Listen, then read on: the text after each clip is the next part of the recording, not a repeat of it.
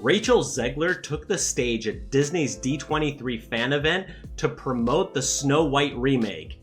It was supposed to be a celebration of magic, nostalgia, and well, Disney's ability to print money. Instead, it turned into another PR nightmare because right after thanking her supporters online, Zegler posted two little words that sent the internet into a frenzy. Free Palestine. This was my father's kingdom. A place of fairness.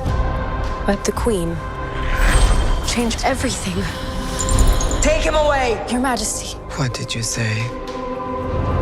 So today, we're digging into the fallout. Not just the Free Palestine post, but the bigger picture. How much damage can one actor's off-script comments really do?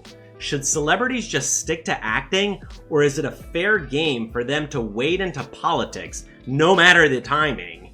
And more importantly, how long can Disney keep watching its stars tank their own projects before the magic runs out completely? Join me, dear viewer, as I dive back into the raging dumpster fire that is Disney. Before we dive in, take a quick second to hit that subscribe button. And if you really want to make sure you never miss out, ring that notification bell too. It'll help us break through the YouTube algorithm and keep this channel growing strong. Once upon a time, before social media turned everyone into a political commentator, we didn't know what our favorite actors believed.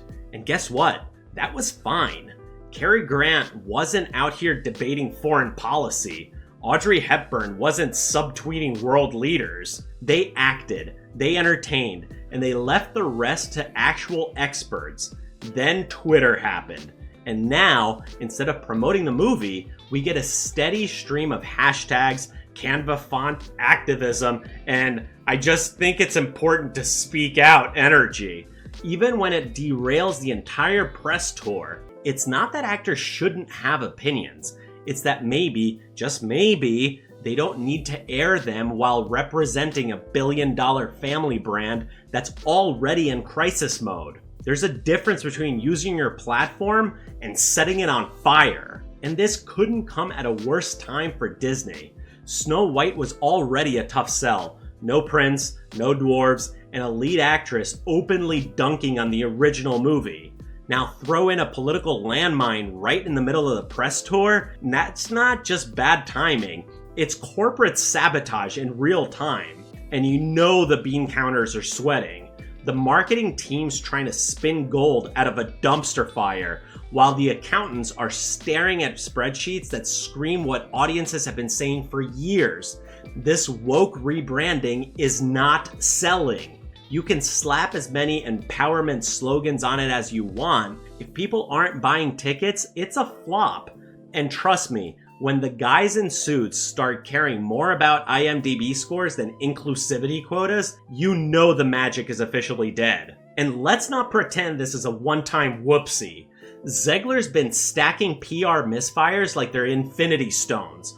First she calls the original Snow White outdated, says the prince is basically a stalker, and implies the story needed a feminist overhaul while starring in it. That's like getting paid to sell pizza and telling everyone gluten is a scam. Now she's adding politics into the mix and somehow shocked that it's not going over well? Look, Rachel has talent. She can sing, she can act, but when there's no script in front of her, it's like watching a train veer off course in slow motion straight into a corner. Disney needed a charming, safe lead. Instead, they got a TikTok activist in a tiara. At this point, you have to wonder if Hollywood executives live in a group chat called "Reality is Overrated." Because every time one of these ideological remakes flops, they act shocked, like genuinely blindsided. Wait, people didn't want a lecture wrapped in CGI and nostalgia bait? No, Chad from marketing, they didn't. But in the echo chamber of studio boardrooms and activist Twitter feeds, every bad idea sounds like a bold, progressive masterstroke. They confuse clapping emojis on social media with real audience interest, and then act baffled when opening weekend numbers come back looking like a student film. It's not a mystery, it's a pattern. And the only people who don't see it are the ones still sipping soy lattes in Burbank thinking this is 2016. And now the final twist Disney didn't see coming, the audience has left the building. Not stormed out in outrage, just quietly walked away with their wallets closed. Because when every movie comes with a side of condescension and moralizing, people stop showing up. Families don't want to sit through a lecture with their popcorn. Casual fans are tired of being told what they should like. And lifelong Disney lovers, they're watching Beauty and the Beast on Blu-ray and pretending the last 5 years were just a bad dream. And the irony? The people Disney thought they were pandering to, the very online crowd, they're not even buying tickets either. It turns out that virtue signaling doesn't pay the rent when no one buys the merch. So can Disney fix this? Technically, yes. They've got the resources, the IP, and enough nostalgic goodwill left over to turn things around. But here's the problem. That would require admitting they fucked up. And modern Disney seems allergic to humility. They'd rather double down, release a 5-part docuseries explaining why you didn't get it, and pretend the box office numbers are part of some grand strategy. Recovery would mean returning to storytelling first, politics second, not the other way around.